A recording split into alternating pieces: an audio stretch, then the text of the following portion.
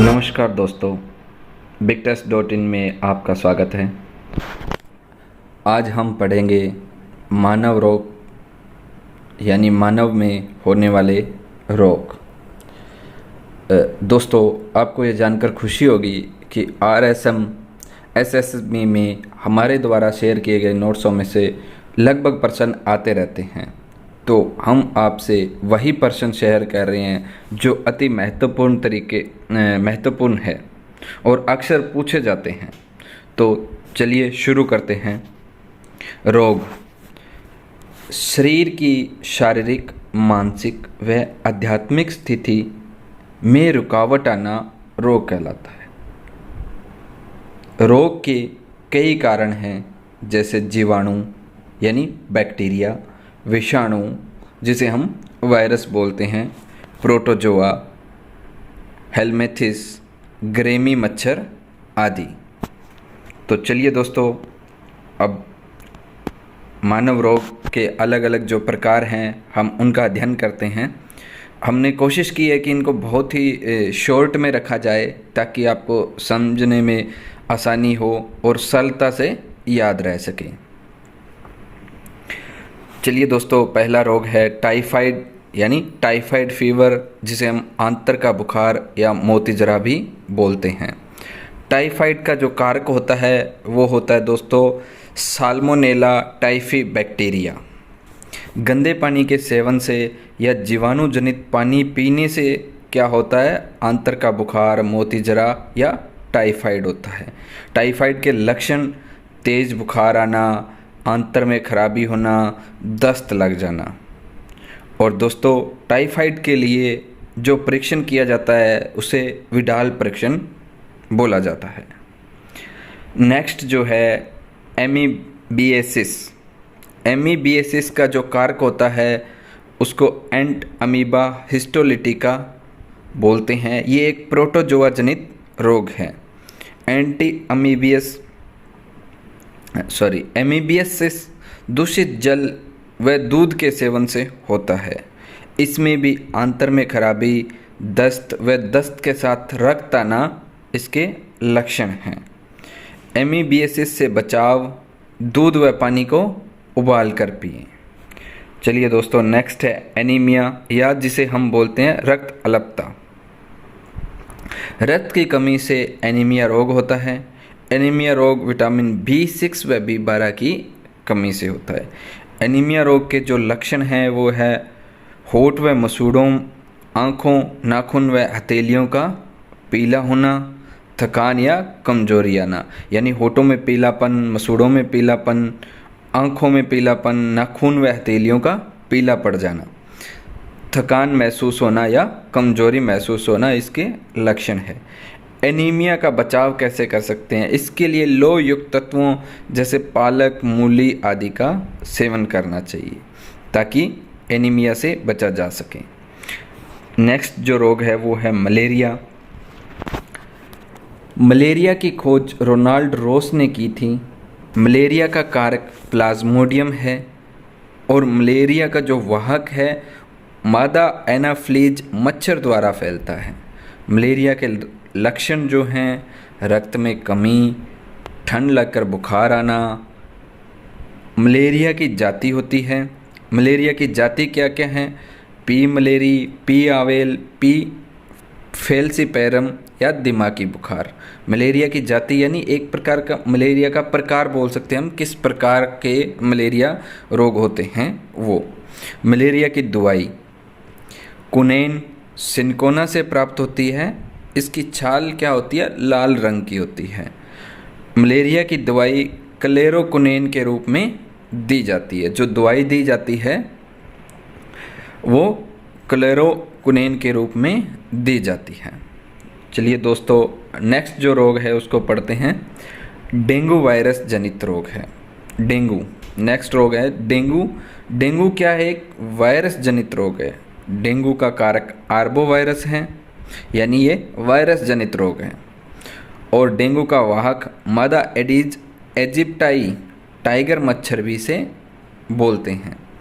Dengue का लक्षण तेज सिर दर्द होना, बुखार आना, जोड़ों में तीव्र दर्द होना, में प्लेटलेट की संख्या की कमी होना, शरीर से रक्त बाहर आना और व्यक्ति की मृत्यु हो जाती है।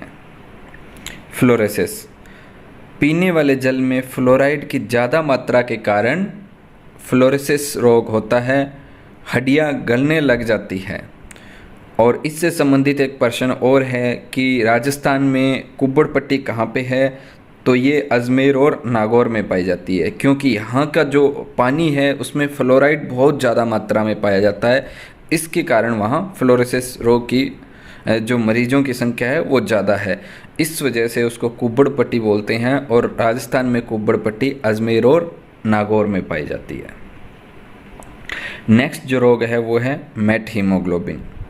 रक्त में मुख्य रूप से हीमोग्लोबिन वर्णक पाया जाता है। कई बार ज़्यादा मात्रा में कार्बन डाइऑक्साइड या कार्बन मोनोऑक्साइड की मात्रा श्वसन के द्वारा शरीर में प्रवेश करने पर मेट हीमोग्लोबिन का निर्माण होता है। यानी कार्बन मोनोऑक्साइड या कार्बन ऑक्साइड का श्वसन के साथ शरीर में प्रवेश करने पर जो हीमोग्लोबिन का निर्माण होता है उसे मेट हीमोग्लोबिन बोलते हैं, जिसकी पारगम्यता ऑक्सीजन के लिए कम व कार्बन मोनोऑक्साइड के लिए ज़्यादा होती है। यानी मेट हीमोग्लोबिन होता है वो उसकी क्या है पारगम्यता, यानी वो ज़्यादा जो काम करेगा वो कार्बन मोनोऑक्साइड के लिए करेगा, न कि ऑक्सीजन के लिए। शरीर में ज़्यादा मात्रा में मेट हीमोग्लोबिन का निर्माण होने से इसमें ऑक्सीजन की यानी ऑक्सीजन वहन करने की जो क्षमता होती है उसका ह्रास हो जाता है, फलस्वरूप व्यक्ति की मृत्यु हो जाती है। इसी रोग को हम क्या बोलते हैं, मेट हीमोग्लोबिन।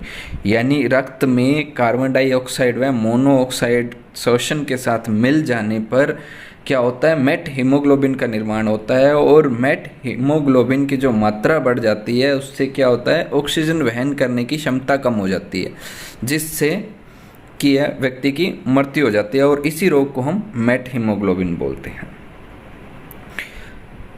एक नोट है जो अक्सर एग्ज़ाम में पूछा जाता है, एड्स की जांच करने के लिए एलिसा टेस्ट किया जाता है। पूछा जाता है कि एड्स की जांच के लिए कौन सा टेस्ट किया जाता है, तो प्राइमरी रूप से एलिसा टेस्ट किया जाता है और इसके लिए एक मेन टेस्ट होता है, उसे वेस्टर्न ब्रोक टेस्ट बोलते हैं।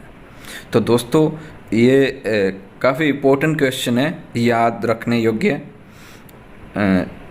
अब वायरस से होने वाले रोग के कुछ ट्रिक्स मैं यहाँ पे आपके लिए लेके आया हूँ, जिसमें क्या है, रेखा हमें हिट करके पोएचे पीछे नहीं पोएचे छोड़ गई। मतलब रे से रेबीज, खा से खसरा, है से हर्पिस, में से मेनिंजाइटिस, ही से हेपेटाइटिस और टे से ट्रोकोमा, पोथकी या रोहे रोग।